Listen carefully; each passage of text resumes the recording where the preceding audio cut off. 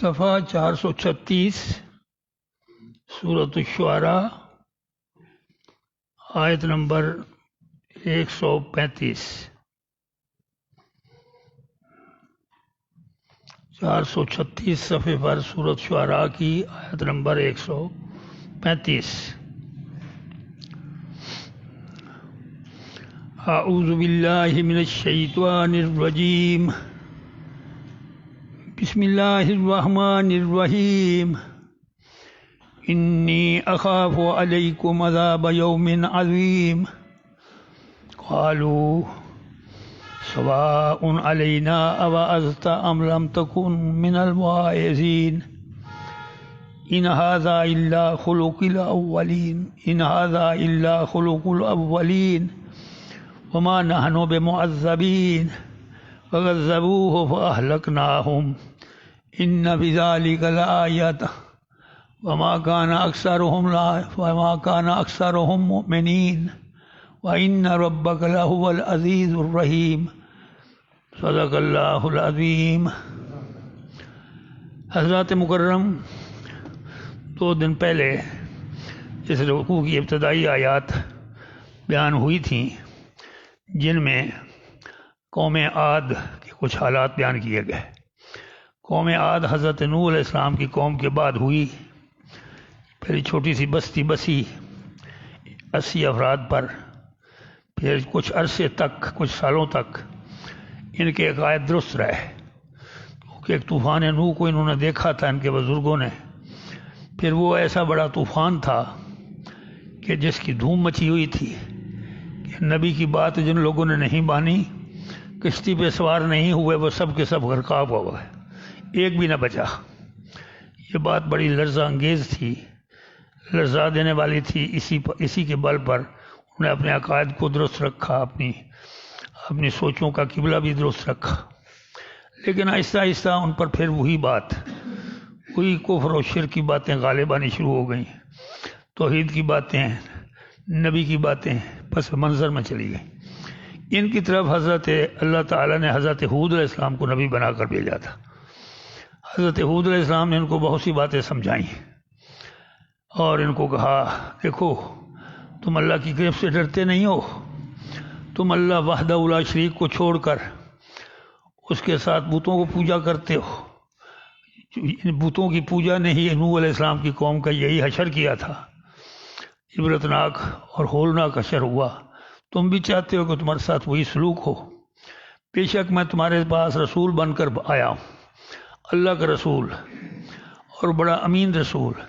جو احکام اللہ تعالیٰ مجھے عطا فرماتے ہیں، میں من و عن وہی احکام تمہارے سامنے رکھ دیتا ہوں۔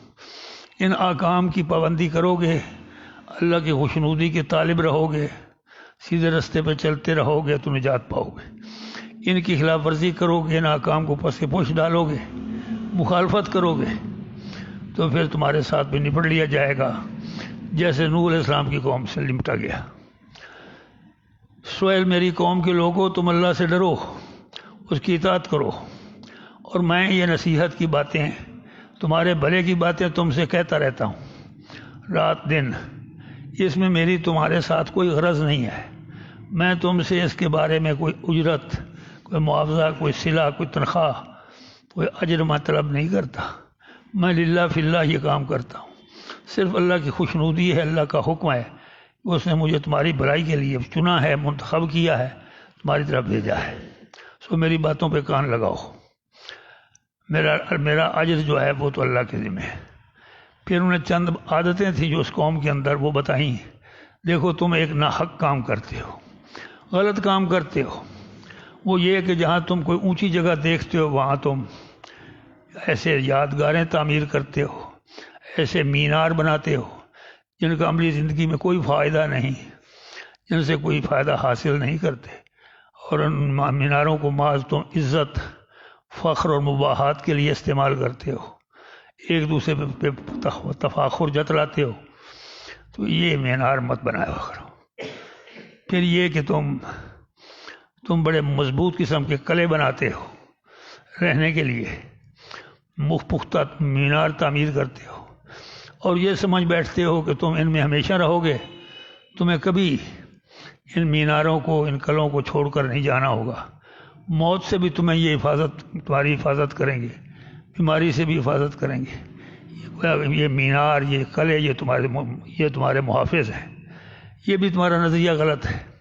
محافظ صرف اللہ ہے، اور اللہ ہی بہترین محافظ ہے، اس سے بہتر کوئی محافظ نہیں۔ فاللہ خیر حافظہ، اور اللہ ہی بہترین محافظ ہے۔ پھر ایک اور عادت کی طرف توجہ دلائی کہ تم کسی کمزور کو پکڑتے ہو، انتقامی کارروائی کرتے ہو، اس بیچارے کی ہڈی پسلی ایک کر دیتے ہو، اس کا تہس نہس کر دیتے ہو، کچھ عمر نکال دیتے ہو۔ وہ چوں بھی نہیں کر سکتا کمزور ہونے کی وجہ سے، تمہیں ان پر ذرا بھی ترس نہیں آتا۔ تم خدا کی خوف سے ڈرو، کیونکہ تمہارا اشر وہ بھی کہیں ایسا نہ کر ڈالے۔ یہ بات سوچنے کی ہوتی ہے کہ جب طاقتور کمزور پر اس کا بس چلتا ہے، انتقامی کارروائی کرتا ہے، تو اس بڑے زور والے کے اوپر بھی ایک زور والا ہوتا ہے، وہ بھی اس کے ساتھ ایسا ہی سلوک ہے۔ اگر کوئی شخص یہ سمجھنے کی کوشش کرے کہ ایک چیونٹی کا حال اس کے پاؤں کے نیچے کیا ہوتا ہے، جب ایک چیونٹی پر پاؤں رکھتا ہے کوئی شخص اور اس کو مسلتا ہوا پامال کرتا ہوا گزرتا ہے، اور اس کا احساس کرنا ہو اسے، تو سمجھ لے کہ وہ ہاتھی کے نیچے اپنے آپ کو سمجھے۔ ہاتھی کے پاؤں کے نیچے اس کا کیا حال ہوتا ہے۔ ہاتھی کا پاؤں وزنی ہوتا ہے، وہ اس پر رکھے گا، اس کی ہڈی پسلی ایک کر دے گا، کچھ عمر نکال دے گا۔ تو اس لیے ہر بڑے والے ہر عقل مند کے اوپر بھی ایک عقل مند ہے۔ وفوق کل ذی علم علیم، ہر علم والے کے اوپر ایک علم والا ہے، اور ہر طاقتور کے اوپر ایک طاقتور ہے۔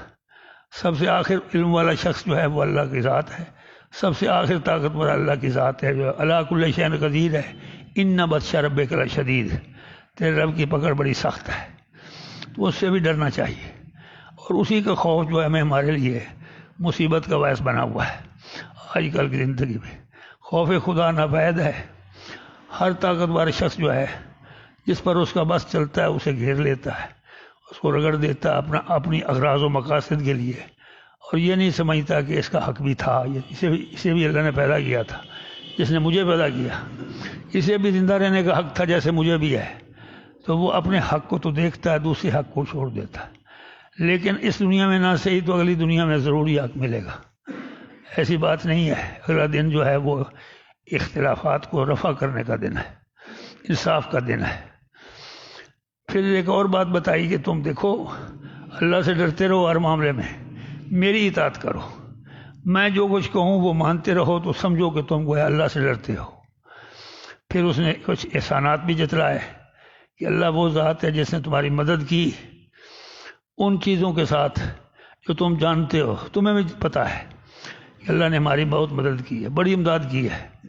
اس نے تمہیں امداد کی، تمہیں مویشی دے کر، تمہیں جانور دے کر، تمہیں اونٹ دیے، گھوڑے دیے، خچر دیے، گائیں دیے، بھینسیں دیے، کچھ کھانے کے لیے، کچھ دودھ پینے کے لیے، کچھ تمہارے بوجھ ڈھونے کے لیے ہوتے ہیں، کچھ تمہیں اٹھانے سواری کرنے کے لیے ہوتے ہیں، کسی کا تم گوشت بھی کھاتے ہو۔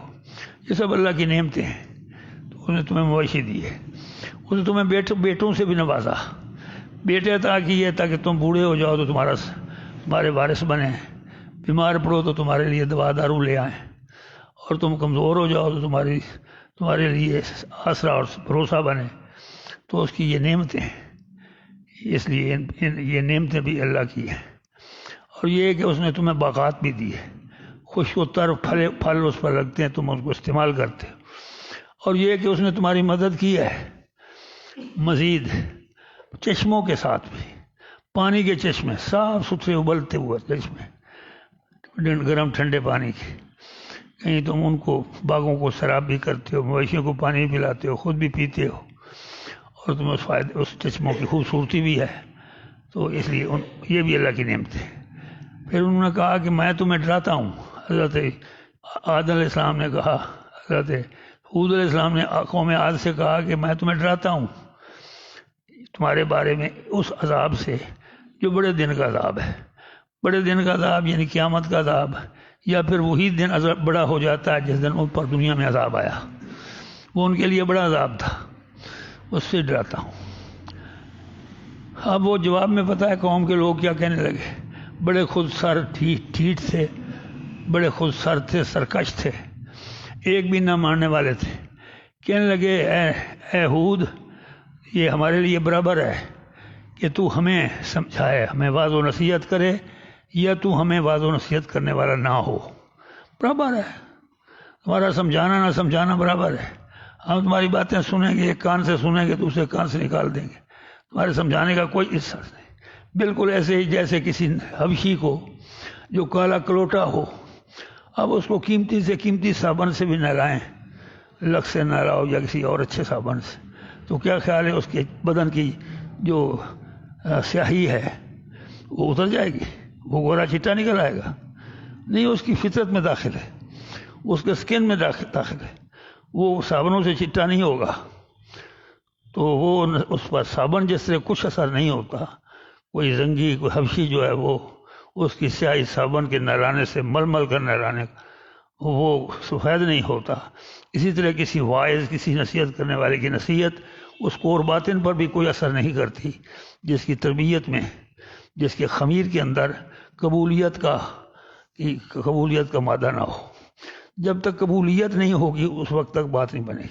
اگر وہ زمین کلر زدہ ہے اور اس میں اگنے کی قبولیت، بیج کو قبول کرنے کی صلاحیت نہیں ہے، کسان اس کے حال بھی چاہے، اس میں کھاد بھی ڈالے، بیج بھی ڈالے، حفاظت بھی کرے، لیکن چونکہ زمین کے اندر قوت نمو نہیں ہے، فرٹیلیٹی نہیں ہے، اس کے اندر زرخیزی نہیں ہے، وہ بیج کو قبول نہیں کرے گی. زمین اس کے اندر پڑے گا، بیج اس کے اندر پڑے گا، اس کے کراٹھے پن کی وجہ سے گل سڑ جائے گا، ساری محنت اس کی غارت ہو جائے گی. تو بالکل یہ جو ایسے ضمیر ہوتے ہیں کور باتیں نا، تو ان میں نصیحت کو قبول کرنے کی سرزمین ان کی نہیں ہوتی اور ان کی نصیحتیں گل سڑ جاتی ہیں. انہوں نے کہا تم سمجھاؤ یا نہ سمجھاؤ، ہم تیری باتوں میں آنے کے نہیں ہیں. اور یہ باتیں ہم نے اپنے پچھلے لوگوں سے بھی سنی ہیں، وہ بھی اسی قسم کی باتیں کرتے تھے. پچھلے نبیوں کا زمانہ کو دیکھا ہوگا کسی بڑے بوڑھوں نے، وہ بھی اسی قسم کی باتیں، اسی قسم کی رسم و راہ کی باتیں کرتے تھے.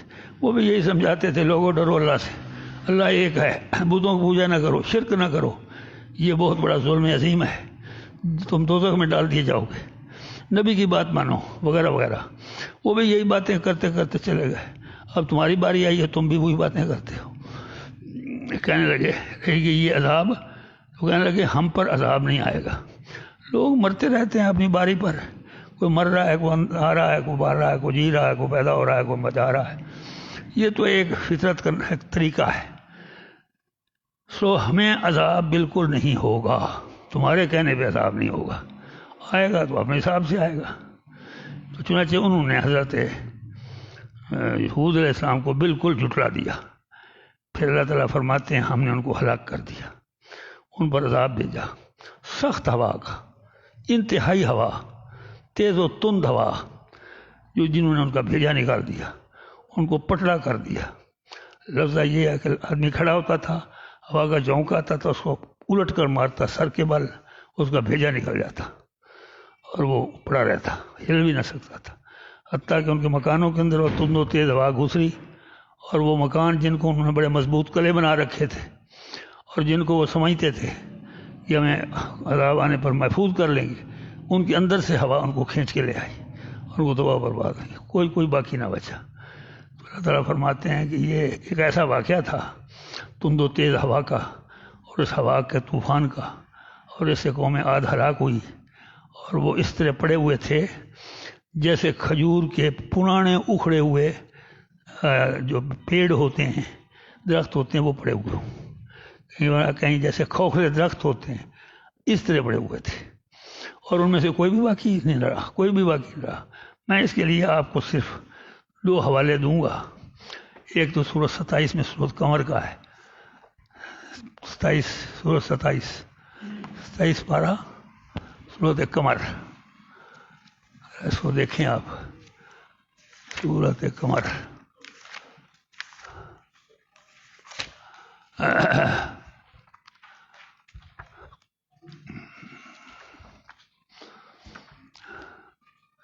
اس طریقے سے اللہ تعالیٰ نے وہاں ان کا نقشہ کھینچا ہے. 477 ایک ہی بات ہے.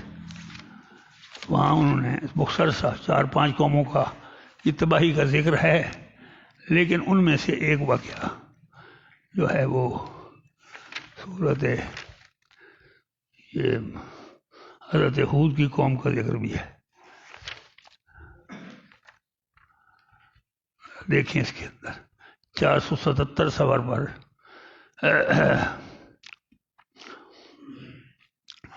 آیت نمبر 18، 477 صفحہ پر آیت نمبر 18 فرماتے ہیں کہ کذبت عاد، قوم عاد نے جھٹلایا تھا، قوم عاد نے جھٹلایا تھا اپنے نبی کو. فکیف کان عذابی ونذر، تو کیسا رہا میرا عذاب اور کیسا رہا میرا ڈرانا. اللہ سوال کرتا ہے، ان کا ڈرایا تو انہوں نے، جھٹلایا تو انہوں نے تھا، تو میرا عذاب اور میرا ڈرانا ان کے حق میں کیسا رہا. سوال کا مطلب ہے، سوال کے اندر تعجب ہے کہ میرا ڈرانا اور میرا جو ہے عذاب اس نے ان کے حق میں بدترین قسم کا عذاب ثابت ہوا، اس نے ان کی جڑ اکھیڑ کے رکھ دی.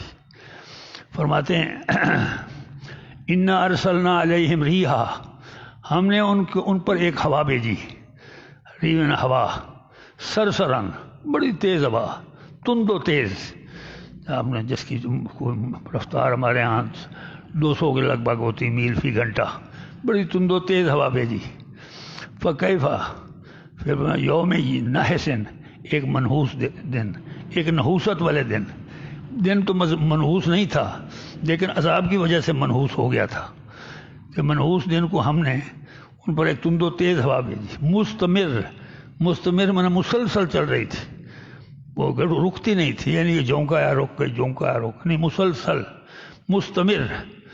ایک نحوست والے دن ہم نے ان پر تند و تیز مستقل ہوا بھیجی. وہ کیا کرتی تھی؟ تنز الناس، وہ لوگوں کو اٹھا اٹھا کے پٹکتی تھی، تن سے اکھاڑ کر. بندہ کھڑا ہے سیدھا، اس کو پاؤں سے اکھاڑے گی، سر کے بل دے مارے گی. تنز الناس، لوگوں کو وہ اکھاڑ پھینکتی تھی. اور ایسا حال ان کا ہو گیا تھا قوم کا، پوری قوم کا، کأنہم آجاز و نخلن، گویا کہ وہ کھجور کے تنے ہوں، تنے، آجاز میں تنے، نخل میں کھجور کے تنے ہوں، منقعر، تو جڑ سے اکھاڑ دیے گئے ہوں. کھجور کے تنے بڑے گہرے ہوتے ہیں، وہ نیچے سے انہیں پانی نکالنا ہوتا ہے، پانی اوپر نہیں ہوتا. وہ ایک اکھڑی ہوئی کھجور کے تنوں کی طرح مانند ہو گئی. تنے لمبے، درخت بھی ویسے بھی لمبا ترنگا ہوتا ہے، اکھڑے پڑے تھے جگہ جگہ میدان پر بکھرے ہوئے تھے. ایسے وہ لوگ بھی بکھرے ہوئے تھے اور کوئی کسی میں حص و حرکت نہیں تھی، چونچرا نہیں تھی. اللہ نے ان کو پٹک کر ان کو انجام تک پہنچا دیا. پھر اللہ پوچھتا ہے کیفا عذابی و نذر، تو کیسا رہا میرا عذاب اور کیسا رہا میرا ٹھکانہ، کیسا رہا میرا عذاب اور کیسا رہا میرا ٹھکانہ. مطلب یہ میرا عذاب نے ان کو تہس نہس کر دیا اور میرے ڈرانے نے ان کا ستیہ ناش کر دیا. پھر اہل مکہ سے کہتے ہیں لقد یسرنا القرآن، ہم لوگوں سے بھی کہتے ہیں بے شک ہم نے قرآن مجید کو صحیح کر دیا ہے، صحیح آسان. یسرنا القرآن، ہم نے قرآن مجید کو بالکل آسان بنا دیا. لذکر، نصیحت کی خاطر، سمجھنے کی خاطر. قرآن مجید مشکل نہیں ہے کتاب، آسان کتاب ہے. تو وہ ماتے ہیں فحل میں مدکر، ہے کوئی سمجھنے والا. یہ اللہ کو شکایت ہے. قرآن مجید ہم نے تو اپنے بس کے مطابق آسان کر دیا، کوئی مشکل نہیں ہے، لیکن ہے کوئی سمجھنے والا. اگر کوئی میٹرک پاس بھی ہے تو سمجھ لیتا، مڈل پاس ان پڑھ ہے وہ بھی سمجھ لیتا. مثالیں ہی ایسی ہیں. تو ہم نے تو آسان کر دیا لیکن ہے کوئی سمجھنے والا. تو یہ مختصر سا. اب ذرا 29ویں پارے میں آئیں، سورت وہ سورت الحاقہ، ذرا دیکھیں سورت 513 صفحے پر. یہاں بھی تھوڑا سا نقشہ کھینچا گیا. کہتے ہیں اما عاد، آیت نمبر 6، 513 صفحے پر آیت نمبر 6 کہتے ہیں اما عاد، اور رہی قوم عاد. دو قوموں کو یہاں ذکر ہے، ایک قوم سمود اور ایک قوم عاد. قوم سمود انشاءاللہ کل واقعہ اس کا بیان شروع ہوگا، اگلے رکوع میں تو اس کی بات بھی آئی ہوئی. لیکن یہاں قوم عاد اللہ تعالیٰ واقعات کو ترتیب سے بیان نہیں کرتے. مقصد ہدایت ہے، کوئی تاریخ لکھنا نہیں ہے کہ ترتیب واری لکھے. تو اما عاد، رہی قوم عاد، آیت نمبر 6، 513 صفحے پر. رہی قوم عاد فاہلکوا، ان کو ہلاک کر دیا گیا. بریحن، ایک بریح سرسرن، ایک تیز تند و تیز ہوا کے ذریعے سے، سرسر تیز ہوا کو کہتے، آتے یا جو منحوس تھی، جس سے بھلائی کی توقع، خیر کی توقع نہیں تھی، رہی وہ ہوا، رہی قوم عاد تو ان کو ہلاک کر دیا گیا تند و تیز ہوا کے ذریعے تھے جس میں خیر نہیں تھی۔ سخرہا، وہ مسلط رہی وہ ہوا اس قوم پر، مسلط رہی، سخرہا اللہ نے ان کو اس پر قوم پر مسلط رکھی، علیہم 7 لیال و 8 ایام، 7 راتیں اور 8 دن، 7 لیال 7 راتیں اور 8 ایام اور 8 دن ان پر مسلط رہی، حسوماً مسلسل، نہ دن کو ٹھہراؤ تھا نہ دن کو رات، نہ رات کو، مسلسل ان پر 7 دن اور 7 راتیں اور 8 دن مسلسل ہمارے۔ فطر القوم، اے مخاطب تو نے قوم کو پھر دیکھا، فیہا اس ہوا کے اندر، فیہا سرعا سب گری پڑی تھی، سراسری کی جمع ہے گرنا، وہ سب کی سب گری پڑی تھی، کوئی بھی کھڑا بندہ زندہ نظر نہیں آتا۔ فطر القوم، پھر اے مخاطب تو دیکھتا اس قوم کو، فیہا جو اس ہوا کے اندر گری پڑی تھی، اور ان کی حالت یہ تھی کہ انہم آجاز و نخل خاویہ، گویا ان کی حالت ایسی تھی جیسے کھوکھلے کھجور کے تنے ہوں، یہاں بھی آجاز کہا گیا، نخل تنوں کو کہا گیا، خاویہ اونچے، وہ کھوکھلے کھجور کے پرانے تنے جیسے گرے پڑے ہوں، ایسے اندر کچھ نہیں ہے، بس ایسے ہے۔ تو اللہ تعالیٰ فرماتے ہیں، ہم ایک سوال کرتے ہیں، فہل ترا، کہ اے مخاطب کیا تو نے دیکھا، لہم ان لوگوں کو، من باقیہ کوئی باقی بھی بچا، باقیہ کیا وہ ساری قوم کے اندر سے کوئی باقی بچے تو صحیح، لیکن بچے وہی جو حضرت حود علیہ السلام کے ساتھ تھے۔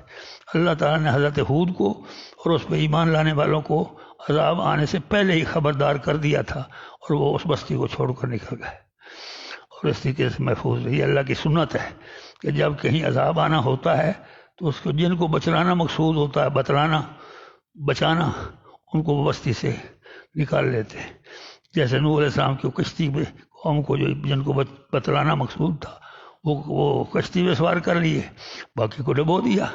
موسیٰ علیہ السلام اور اس کی قوم کو بچلانا مقصود تھا، مصر سے نکال لیا قوم فرعون کو تباہ کر دیا۔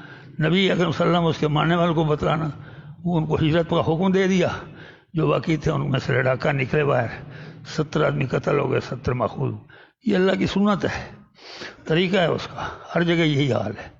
حضرت صالح علیہ السلام کے قتل کرنے کے لیے آگے شاید اس کا بھی ذکر آئے، تو قتل کرنے کا قومیں ایک وہ چھوڑ کر کہ اس کو قتل کرنے کا منصوبہ بن گیا، 9 بندوں نے قسم کھا لی ہاتھ پہ ہاتھ رکھ کے کہ خدا کی قسم کھا کر کہو کہ ہم اس قوم کو، اس حضرت صالح اور اس کے لواحقین کو قتل کر دیں، راتوں رات قتل کر کے صبح کو قسمیں کھا لیں گے۔ ہمیں تو پتہ ہی نہیں تھے، ہم تو اس قتل کے مقام پر ہی نہیں تھے، ہمیں تو کوئی پتہ نہیں، قسمیں کھا لیں گے۔ اللہ تعالیٰ نے اس کے باوجود وہ قادر ہے ہر چیز پر، حضرت صالح علیہ السلام اس کے بندوں کو صاف نکال لیا وہاں سے صحیح سلامت، اور ان 9 بندوں کو بھی اور باقی قوم کو بھی تباہ کر دیا۔ تو اس کا ذکر آئے گا ایک سکو چھوڑ کر۔ تو یہ تھا۔ اب ذرا آئیں واپس سورت کی طرف۔ فرماتے ہیں کہ یہ اس قوم کا حج ہوا، فَكَذَّبُوهُ، آیت نمبر 139۔ پھر اس قوم نے اللہ کو، اس نبی کو جھٹلا دیا، فَأَهْلَكْنَاهُمْ، اللہ تعالیٰ فرماتے ہیں پھر ہم نے ان کو ہلاک کر دیا۔ إِنَّ فِي ذَلِكَ لَآیَةً، لیکن اس ہلاکت کے واقعے کے اندر ایک سبق مضمر تھا، سبق چھپا ہوا تھا۔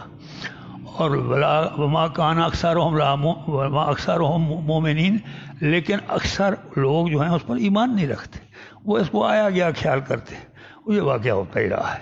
یہ کہانیاں پرانے زمانے کی ایسی ہی ہوتی تھی، فلاں جگہ سیلاب ہے جیسے موجودہ دور میں، فلاں شہر ڈوب گیا، فلاں شہر ایسے ہو گیا، فلاں زلزلہ آیا، فلاں شہر کی اینٹ سے اینٹ دب گئی، بچ گئی اور ہم بچ گئے۔ یہ اس طرح کے واقعات لوگ خیال کرتے ہیں، حالانکہ ایسی بات نہیں، لوگ اکثر ان پر خیال۔ اب وہ فرماتے ہیں کہ اس میں ایک نشانی ہے۔ وہ نشانی کیا ہے؟ ایک نشانی سب سے بڑی تو یہ ہے کہ انہوں نے اللہ کی نافرمانی کی، اللہ کے رسول کی نافرمانی کی، تو اس کو سمجھاتے ہوئے ایک عرصہ دراز بیتا۔ حضرت حود علیہ السلام نے پورا زور لگایا میں رسول امین ہوں، اللہ سے ڈرو، میری اطاعت کرو۔ کسی نے ایک نہ سنی، ایک نہ مانی، نتیجہ یہ ہوا کہ اس کو جھٹلایا۔ یہ آخری بات ہوتی، جب نبی کو جھٹلا دیا جائے تو اللہ اس کو اپنی توہین سمجھتا ہے۔ میرے بھیجے ہوئے قاصد، میرے پیغمبر، بھیجے ہوئے پیغمبر کو جھٹلا دیا، اتنا انہوں نے مجھے ہیچ سمجھا، لو مزے لوٹو۔ پھر اللہ تعالیٰ کا غضب حرکت میں آتا ہے اور اس نبی کا بدلہ لے لیتا ہے اور اس کو تہس نہس کر دیتا ہے۔ دوسرا جو کام تھا وہ کہتے تھے من اشد منا قوہ، ایک بہت بڑا نعرہ ان کا مشہور تھا، کسی قوم نے نہیں لگایا کہ من اشد منا قوہ، کہ قوت میں ہم سے بڑھ کر کون ہے، طاقت میں ہم سب سے طاقتور ہیں، مکان بھی ایسے بناتے ہیں جب کسی نے نہیں بنائے، اور وہ ساتھ ہی ساتھ یہ کہتے تھے کہ ہم طاقتور لوگ ہیں۔ اور اللہ تعالیٰ نے بھی اس کی گواہی دی کہ ہم نے کسی ملک کے اندر، کسی شہر میں ایسے لوگ پیدا نہیں کیے جیسے قوم عاد کو پیدا ہے، لم یخلق فی البلاد، ہم نے کسی شہر کے اندر عاد جیسا کوئی لوگ پیدا نہیں کیا، اللہ نے گواہی دی۔ لیکن اتنے سخت، مضبوط، قوی اور جسا، طاقتور انسان جو ہیں وہ اللہ کے مقابلے پر صفر ہو گئے۔ وہ اس طرح ہو گئے جیسے کھجور کے کھوکھلے کے تنے ہیں، وہ بے جان ہو کے رہ گئے، لوگوں کے کو درس عبرت دینے لگے، جن کے بھیجے سر سے نکال دیے گئے، پٹک پٹک کر ہلاک کر دیا گیا۔ اور تیسرا فائدہ یہ، مکان خواہ کتنے مضبوط ہوں وہ کسی کو بچا نہیں سکتے، بچانے والا تو اللہ کی ذات ہے، جس کو پر ہمارا ایمان نہیں۔ لا عاصم اليوم الا من امرہ الا ہو، نبی علیہ السلام نے جیسا کہا آج کوئی نہیں بچا سکتا اللہ کے امر سے، اللہ کے عذاب سے، اللہ حکم، اس کے حکم کے بغیر۔ اللہ کا حکم ہو تو بچ سکتا، ورنہ کوئی نہیں بچتا۔ ایک اور بات جو اس میں نشانی کے طور پر تھی وہ یہ تھی کہ وہ قوم جو تھی وہ خود سر تھی۔ خود سری جو ہے اور سرکشی، یہ اللہ کے مقابلے میں کچھ کام نہیں آتی، ہمیشہ تواضع کام آتا ہے۔ کبریائی اور بڑائی یہ صفتیں اللہ کی ہیں، یہ بندوں میں ہوتی ہی نہیں ہیں۔ بندہ اپنے آپ میں کبر ہوں، بڑا ہوں، میں اکبر ہوں، میں کبیر ہوں، یہ باتیں اللہ کو زیب دیتی ہیں۔ مر اورا رسل کبریا و منی کہ ذات قدیم است و نامش غنی، کہ کبریائی تھی اللہ کی ذات کو زیب دیتی ہے، اس کا نام غنی ہے، اس کی ذات قدیم ہے۔ ہمیں تو تواضع اور ہمیں تو جھکنا، خشوع و خضوع، اپنے آپ کو دوسروں سے ہیچ سمجھنا اور دوسروں طاقتور نہ سمجھنا، اللہ کے مقابلے میں بالکل صفر خیال کرنا، یہ بندہ کا کام ہے۔ تو اس میں ہی فلاحی ہے، فلاح ہے، اس میں ہی بڑائی ہے۔ اور کبر جو ہے، اس کے بارے میں علماء نے لکھا یہ ام الخبائث ہے، تمام بیماریوں کی ماں ہے۔ اس سے بچے رہو گے تو بہت سی بیماریاں تمہیں نہیں لگیں گی۔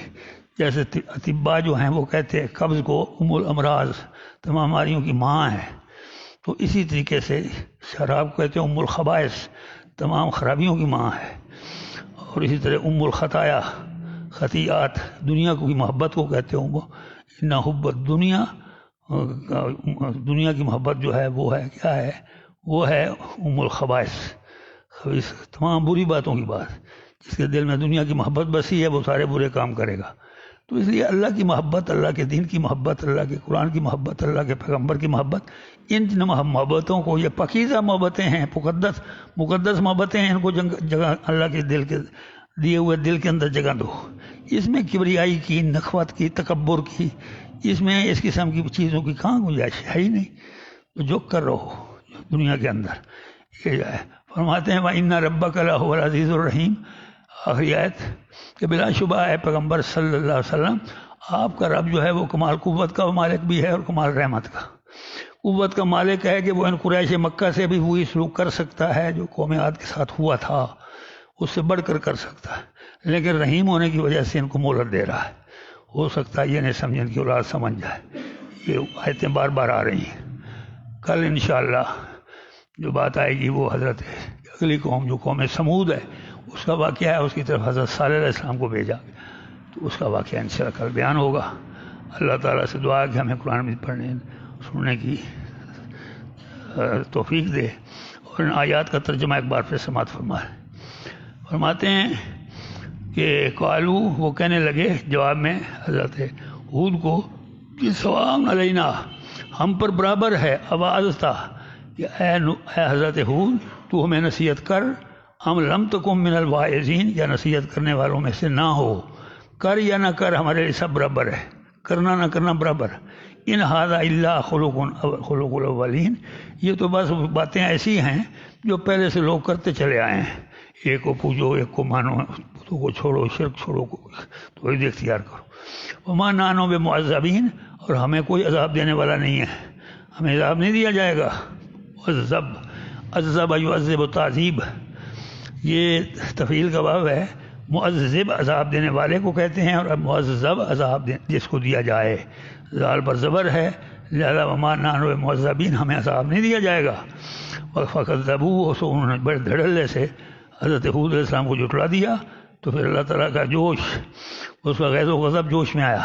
فَأَهْلَكْنَاهُمْ، پھر ہم نے ان کو سنا، ان کو تباہ کر دیا۔ إِنَّ فِي ذَلِكَ لَآیَةً، بے شک اس تباہی کے واقعے کے اندر نشانی ایک چھپی ہوئی ہے۔ وَمَا كَانَ أَكْثَرُهُم مُؤْمِنِينَ، لیکن لوگوں میں سے اکثر ہیں جو اس بات کو مانتے نہیں ہیں۔ فرماتے ہیں وَإِنَّ رَبَّكَ لَهُوَ الْعَزِيزُ الرَّحِيمُ، اور اے پیغمبر صلی اللہ علیہ وسلم، آپ کا رب جو ہے وہ کمال قوت اور کمال رحم کا مالک ہے۔ اللہ تعالیٰ ہمیں قرآن میں پڑھنے، سمجھنے، عمل کرنے کی توفیق عطا فرمائے۔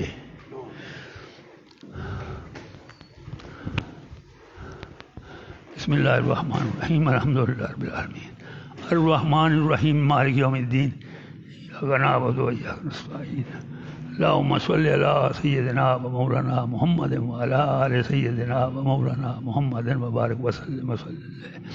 اللہم کما احسنت خلقی وحسن خلقی، اللہم کما احسنت خلقی وحسن خلقی، ربنا آتنا فی الدنیا حسنۃ وفی الآخرۃ حسنۃ وقنا عذاب النار، ربنا لا تزغ قلوبنا بعد إذ هديتنا وهب لنا من لدنك رحمة إنك أنت الوهاب، رب اغفر وارحم وأنت خير الراحمين، اللهم إنك عفو تحب العفو فاعف عنا، ربنا تقبل منا إنك أنت السميع العليم وتب علينا إنك أنت التواب الرحيم، وصلى الله تعالى على خير خلقه محمد وآله وصحبه أجمعين برحمتك يا أرحم الراحمين۔